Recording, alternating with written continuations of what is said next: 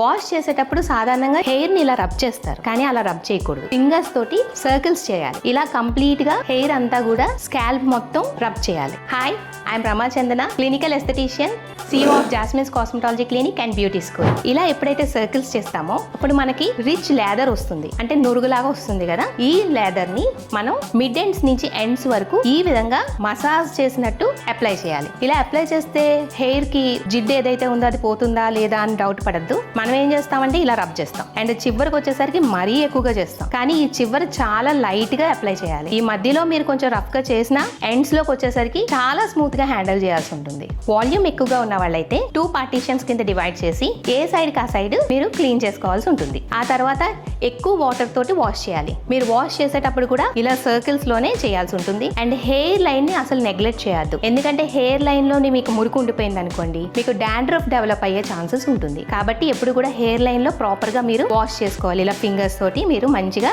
Clean చేసుకోవాల్సి ఉంటుంది. మీకు ఏదైనా డౌట్ ఉంటే కనుక కమెంట్ సెక్షన్ లో కమెంట్ చేయండి. అండ్ మరిన్ని టిప్స్ కోసం జాస్మిన్స్ పేజ్ ని ఫాలో చేయండి.